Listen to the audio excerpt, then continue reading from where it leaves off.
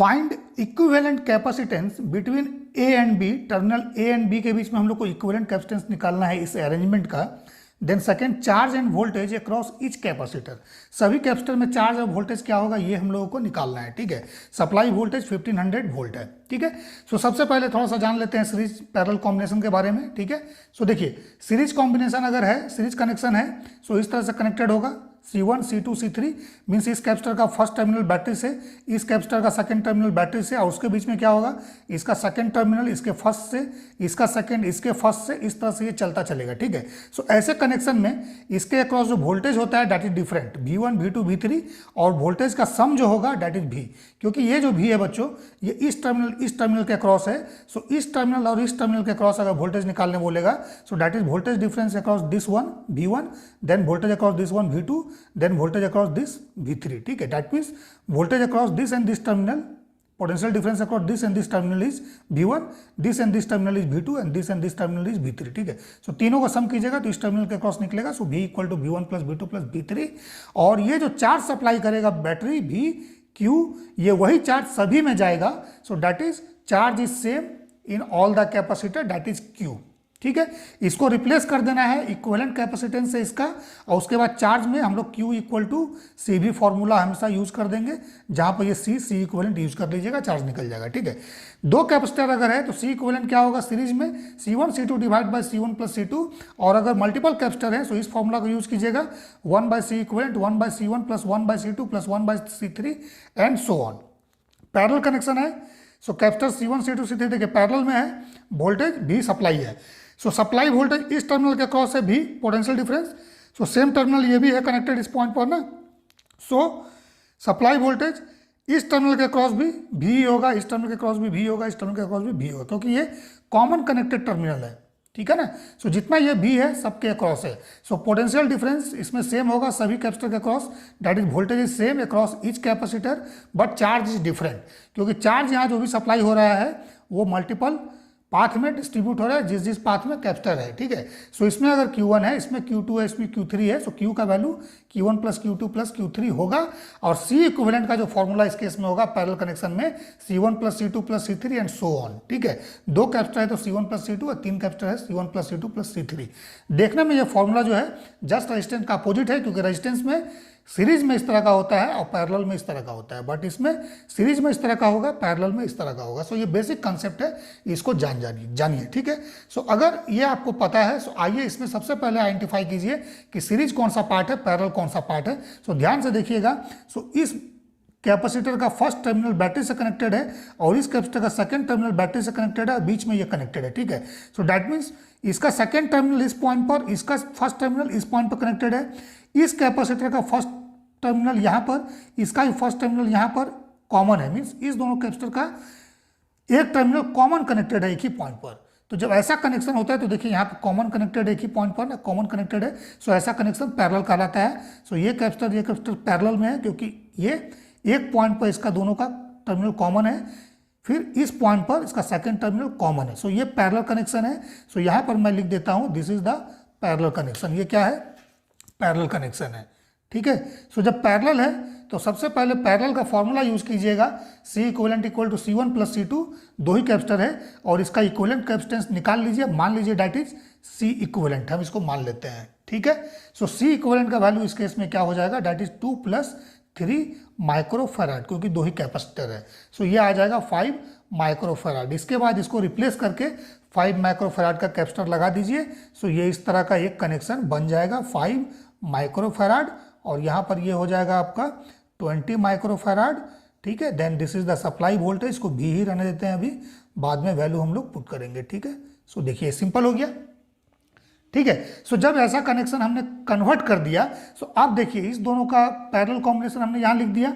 अब जब circuit simple हो गया, सो ध्यान से देखिए इन दोनों का पैरेलल कॉम्बिनेशन इसके साथ सीरीज में कनेक्टेड है कि नहीं, इसका फर्स्ट टर्मिनल बैटरी में, सेकंड इसके फर्स्ट टर्मिनल के साथ, इसका सेकंड टर्मिनल इसके फर्स्ट टर्मिनल के साथ और इसका सेकंड टर्मिनल बैटरी के साथ, तो ये सीरीज में है। सो मीन्स अगर ये चार्ज क्यू डिलीवर करेगा सो ये चार्ज क्यू सभी में होगा, इसमें भी, इसमें भी, इसमें भी, ठीक है। सो इस चार्ज को निकालने के लिए इस तीनों का सीरीज कॉम्बिनेशन सबसे पहले आप निकाल लीजिए। सो इन तीनों का अगर सीरीज कॉम्बिनेशन निकालना है तो सीरीज कॉम्बिनेशन के लिए फॉर्मूला हम लोग कौन सा यूज करेंगे, फॉर्मूला हम लोग यूज करेंगे ये वाला, ठीक है। सो देखिए सीरीज कॉम्बिनेशन हम लोग निकालते हैं 1/C इक्विवेलेंट, क्योंकि 3 कैपेसिटर है, 2 रहता तो हम लोग ये फॉर्मूला को डायरेक्ट यूज कर सकते थे। सो ये 1/12 प्लस 1/5 प्लस 1/20, इस तरह से ये हो जाएगा, ठीक है। सो यहां से एलसीएम ले लेना है। सो एलसीएम लेंगे तो कितना आएगा, सो एलसीएम लीजिए 60 आएगा। सो देखिए अभी कितना हो गया, ये 1/C इक्विवेलेंट ही रहेगा, ठीक है। सो 12 से ये 5 प्लस 12 प्लस 3, ठीक है ना, इस तरह से आएगा। सो देखिए 15 और 5 है, कितना हो गया 20/60, that means 1/3। So C equivalent जो हमारे पास आएगा ना, that is equal to 3 microfarad. ये हमारे पास आ गया C इक्विवेलेंट 3 माइक्रोफैराड। मीन्स इस सर्किट को एकदम सिंपल कर देते हैं हम लोग इस तरह से, ठीक है। देखिए C इक्विवेलेंट यहां पर हम लोग इसको लिख देते हैं V और ये 3 माइक्रोफैराड, ठीक है ना।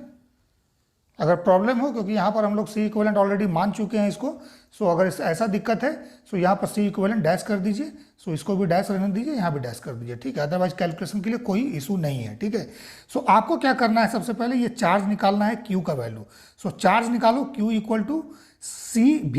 सो यहाँ पर C डैश इक्विवेलेंट हो जाएगा, मीन्स जितना भी कैपेसिटर था सारा का कॉम्बिनेशन। सीरीज पैरेलल हम लोग निकाल के, सबसे पहले पैरेलल निकाले देन सीरीज निकाले, सीरीज और पैरेलल का फॉर्मूला यूज करके ओवरऑल सर्किट का हम लोग इक्विवेलेंट कैपेसिटेंस निकाल दिया, ठीक है। सो C equivalent dash into supply voltage V। सो यहाँ पर Q का वैल्यू जो हमारे पास आएगा 3 माइक्रोफैराड है, ठीक है, और सप्लाई वोल्टेज क्या है इनटू 1500 वोल्ट, ठीक है। सो Q माइक्रोकुलम आएगा, डेट इज 14,500 माइक्रोकुलम, ठीक है। म्यूसी है माइक्रोकुलम, मीन्स 4500 इंटू 10⁻⁻6 कुलम, ये चार्ज आ गया। तो ये चार्ज बच्चों सभी में होगा, सभी में होगा, ठीक है। सो इसके अक्रॉस अगर वोल्टेज बोलेगा अब हम लोग को निकालने, सो सेपरेटली इसमें फॉर्मूला यूज कीजिए। क्या यूज करेंगे, देखो मैं यहाँ लिख देता हूँ, ये फिगर ज़्यादा बिगर है, ठीक है। Q यहाँ पर भी Q, यहाँ भी Q, बाकी इसमें डिवाइड हो जाएगा, ठीक है। सो इसमें अगर चार्ज निकालने अगर हम लोग को बोलता है इसके अक्रॉस चार्ज, सो चार्ज इसके अक्रॉस कितना आ गया, Q equal to 4500 microcoulomb, clear है ना, ठीक है। देन इसके अक्रॉस अगर वोल्टेज बोलता है, let's say it is V1, ठीक है। सो V1 का वैल्यू क्या होगा, Q equal to CV। So V का वैल्यू क्या होता है Q/C, ठीक है।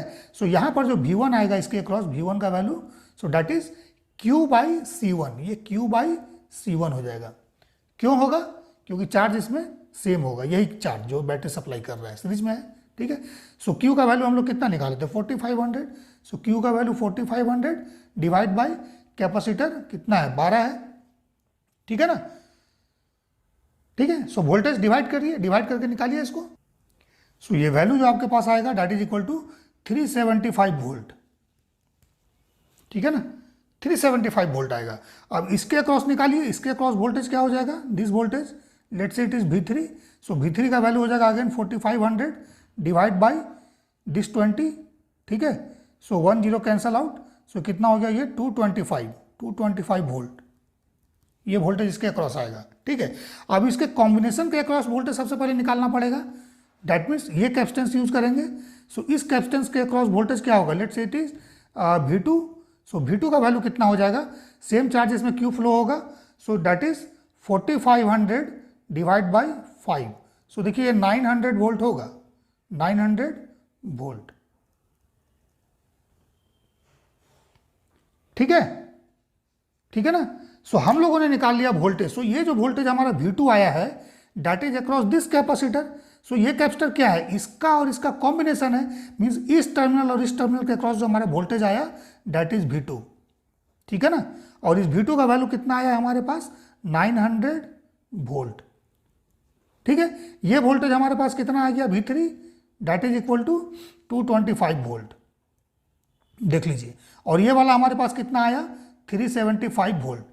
ठीक है। सो इसके क्रॉस जो 1500 वोल्ट है वो कैसे आएगा, this and this plus this and this plus this and this, यही तो होता है इंडिविजुअल पोटेंशियल डिफरेंस का सम, ठीक है। सो 375 और 225 कितना हो गया, 500 600 और 900 1500 आ गया, ठीक है। सो देखिए वोल्टेज हमारा सेम आ गया। So voltage across this 375 volt, ठीक है। Charge across this that is Q that is 4500 microcoulomb, charge across this 4500 microcoulomb, voltage across this 225 volt, voltage across this capacitor V2 that is 900 volt, voltage across this capacitor that is V2 equal to 900 volt, but charge अगर निकालने बोलते हैं इसमें सो कैसे निकालेंगे, सो separate देखते हैं आइए, ठीक है। सो ऐसा देखिए अब हम लोग के पास कनेक्शन है इस तरह का, ठीक है, दैट इज 2 माइक्रोफेराड और ये 3 माइक्रोफेराड आ गया, ठीक है। ये वाला चार्ज हम लोग कैलकुलेट कर चुके हैं Q दैट इज 4500 माइक्रोकूलम, ठीक है ना। अब ये चार्ज दो पार्ट में डिवाइड हो गया, मान लीजिए इसको हम लोगों ने मान लिया Q2 और इसको Q1 मान लिए, ठीक है।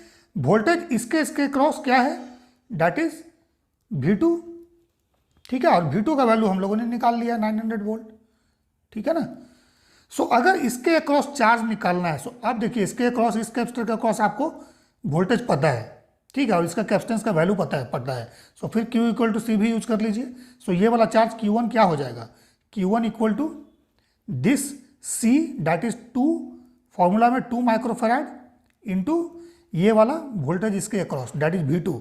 सो V2 का वैल्यू 2 माइक्रोफेराड इंटू V2 का वैल्यू 900, ठीक है। सो ये हमारे पास आ जाएगा 1800 माइक्रोकूलम, ठीक है। सिमिलरली Q2 का वैल्यू अगर निकालना है सो Q इक्वल टू सी भी, ये वाला C यूज कीजिए 3 माइक्रोफेराड इंटू दिस भी V2। सो V2 का वैल्यू अगेन 900 है। सो देखिए ये 2700 माइक्रोकूलम ये हमारे पास आ गया।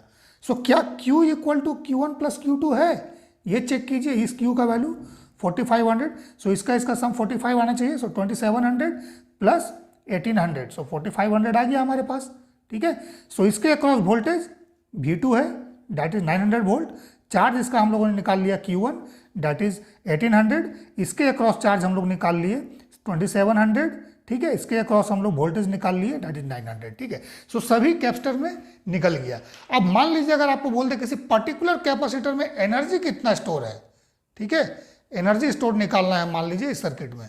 सो एनर्जी कैसे निकालेंगे हम लोग, ठीक है। सो एनर्जी निकालने के लिए क्या करेंगे हम लोग, एनर्जी का फॉर्मूला क्या होता है, energy equal to energy stored in capacitor half CV square, half CV square, ये फॉर्मूला का यूज कर देना है। लेट से अगर आपको बोल दिया 3 माइक्रोफेराड में एनर्जी निकालना है, कितना स्टोर है एनर्जी, ठीक है, एनर्जी स्टोर्ड इन 3 माइक्रोफेराड कैपेसिटर, तो इसको कैलकुलेट करते हैं, यहाँ पर कर देते हैं, ठीक है।